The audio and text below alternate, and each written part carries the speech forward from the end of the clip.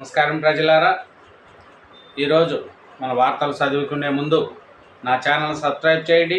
నా video last వరకు చూసి లైక్ చేయండి. ముఖ్యంగా వార్తలు చూస్తే రేవంత్ రెడ్డి గారు దక్షిణ కొరియాలో పర్యటనలో ఉన్నారండి.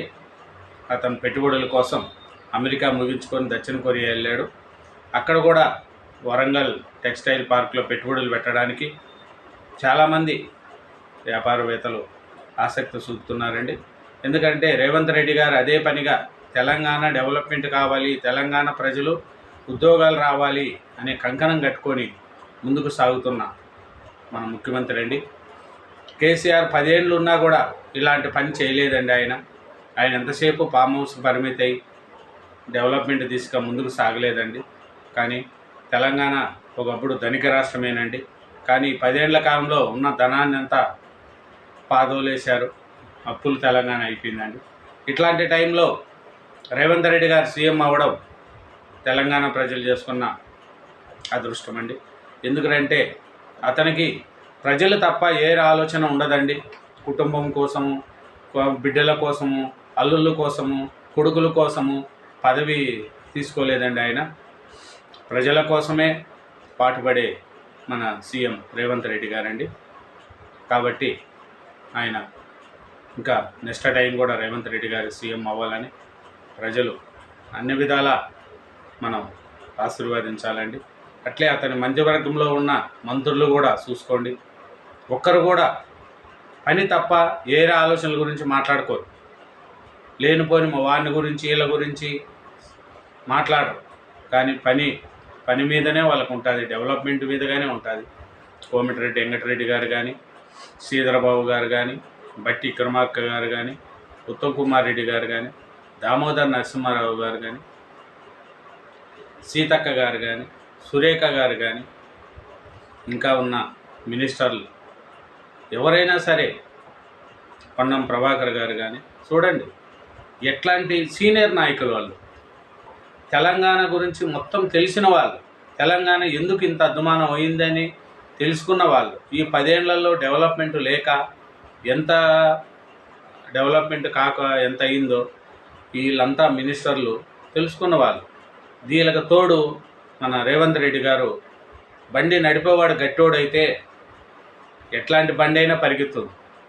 కానీ 10 ఏళ్ల కాలంలో కేసీఆర్ గారు బండి నడపలేడు. ఏరో వాళ్ళు బండి నడిపితే హరీష్ రావు గారు, కేటీఆర్ గారు బండి నడిపితే ఆయన ఇంటిపక్క ట్రైలీలో కూర్చున్నాడు. కానీ ఇప్పుడు రేవంత్ రెడ్డి గారు బండి నడుపుతాడు, వెనకాల ఉండే వాళ్ళు పరిగెత్తారు. ఈయన పరిగెత్తుంటే వెనకంటే పరిగెత్తున్నారు. ఎప్పుడైనా నాయకుడు పరిగెత్తు పోతే వెనకాల ఉండే వాళ్ళు కూడా పరిగెత్తారు. నాయకుడు నిజాయితీగా ఉంటే కింద ఉండే వాళ్ళు కూడా భయపడతారు. అంతే తప్ప నాయకుడు సరిగా లేకపోతే ఏ పాలన అట్లే ఉంటుంది. మన ఇంట్లో కూడా చూడండి, ఇంటి పెద్ద కరెక్ట్గా ఉంటే పిల్లలు కానీ, కుటుంబ సభ్యులు కానీ ఒక క్రమ పద్ధతిలో పెరుగుతారు. కుటుంబ పెద్ద సరిగా లేదంటే ఆ ఇల్లు ఎలా అద్దుమానంగా ఉంటుందో రాష్ట్ర ప్రభుత్వం కూడా అంతేనండి. రాష్ట్ర ప్రభుత్వ అధినేత సీఎం గారు ఎవరైనా సరే బాగా డెవలప్మెంట్ దిశగా ఉంటే కింద చేసి మినిస్టర్లు కూడా పరిగెత్తుకుంటూ పనిచేస్తారు. కాబట్టి రేవంత్ రెడ్డి గారు అమెరికా కానీ, ఇప్పుడు దక్షిణ కొరియా కానీ చాలా పెట్టుబడుల కోసం చాలా ట్రై చేశాడండి. కాబట్టి ముందుకు సాగుతూ అలాగే పేపర్లోని కొన్ని మెయిన్ వార్తలు చూద్దాం. నా ఛానల్ సబ్స్క్రైబ్ చేయండి. నాది ఏమన్నా ఉంటే కామెంట్ రూపంలో పెట్టండి. నాకు కేటీఆర్ అయినా కేసీఆర్ అయినా ఎవరి మీద శత్రుత్వం లేదండి. ఉన్నది ఉన్నట్టు మాట్లాడడం నా తత్వం. దాన్ని మనం చెప్తే తప్ప వాళ్ళు నెక్స్ట్ తెలుసుకోగలుగుతారండి. కాబట్టి అంత తప్ప మనకేం ఉద్దేశాలు లేవు. నా ఛానల్ను సబ్స్క్రైబ్ చేస్తారని ఆశిస్తున్నా. పేపర్లో ముఖ్యాంశాలు చూసుకుంటే,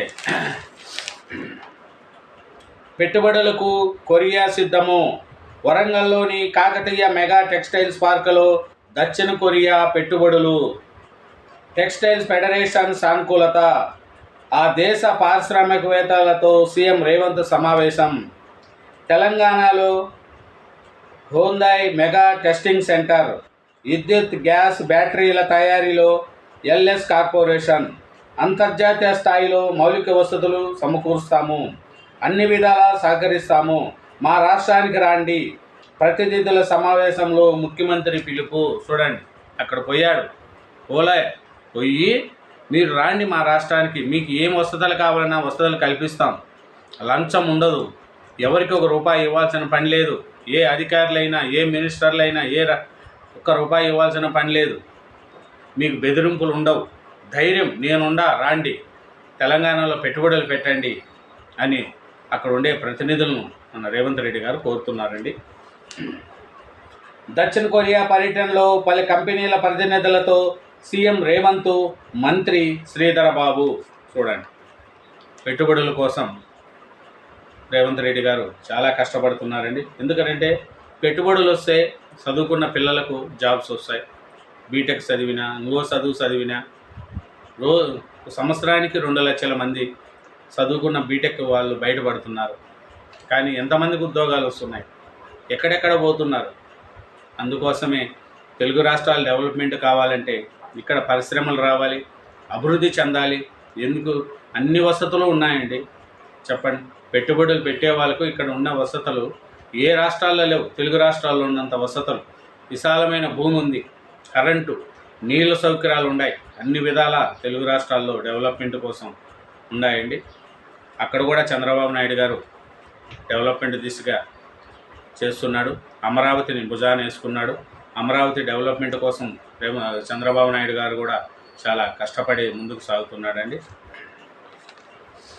చెరువులకు రచ్చ, హైడ్రా త్రిముఖ వ్యూహం, అక్రమాల దశల వారీగా కూల్చివేత, మున్ముందు కట్టడి, నీటి వనరుల పునర్జీవనానికి పక్కా ప్రణాళిక అమలు, హుస్సేన్ సాగర్తో సహా హైదరాబాద్లో అన్ని చోట్ల కబ్జాలే, చెరువులో 20 నుంచి 90% వరకు తగ్గిన విస్తీర్ణము, దిగాకృతికి గురి చేస్తున్న ఎన్ఆర్ఎస్సి నివేదిక, ఎఫ్టీఎల్ బఫర్ జోన్లో నిర్మాణాలు కూల్చేస్తాము, అనుమతులు ఇచ్చిన అధికారులు ప్లాట్లు వేసిన వారిపై కేసులు, త్వరలో HYDRAA police station, commissioner A B Ranganath. చూడండి, చెరువులు ఆక్రమించిన వాళ్ళకి కానీ ఎవరిదైనా సరే కూల్చివేస్తాం, ఇచ్చిన అధికారులను కూడా అరెస్ట్ చేస్తాం అని ప్రభుత్వం నిర్ణయాలు తీసుకుంటుందండి.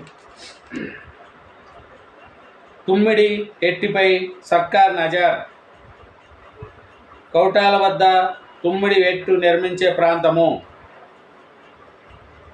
యాస్కాప్ నివేదిక పునఃపరిశీలన, దాని ఆధారంగా డిపిఆర్ తయారీ, సుందిళ్లకు గ్రావిటీతో కొత్త ప్లాను.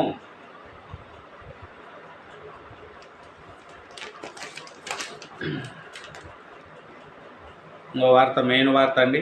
మరోసారి ఆకర్స్ కాంగ్రెస్లోకి జీహెచ్ఎంసీ పరిధిలోని 6 ఎమ్మెల్యేలు. సీఎం రేవంత్ రెడ్డి విదేశ పర్యటన నుంచి రాగానే చేరికలు. బీజేపీతో బీఆర్ఎస్ నేతలు టచ్లోకి వెళ్లారన్న ప్రభావంతో అప్రమత్తము. కొందరు నాయకులకు కార్పొరేషన్ చైర్మన్ పదవులు ఇచ్చే అవకాశము.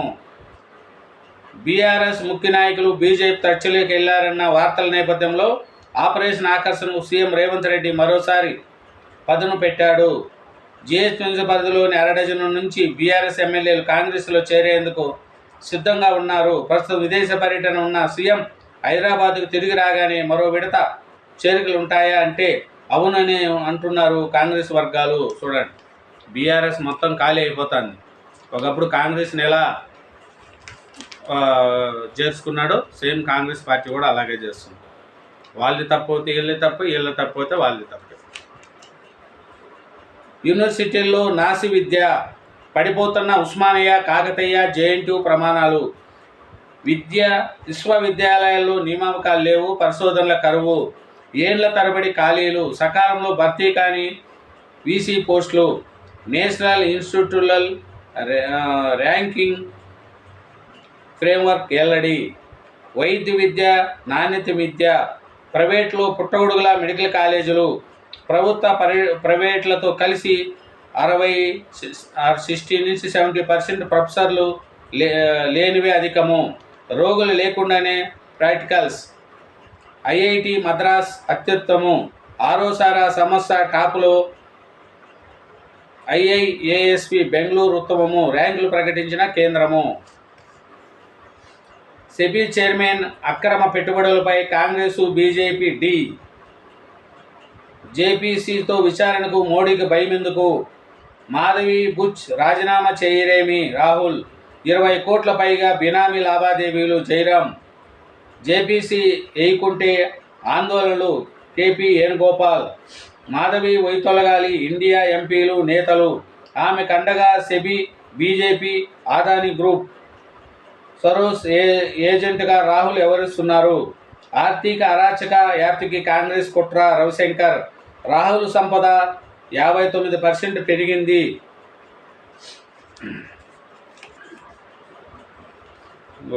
ఉరి తీసుకోండి.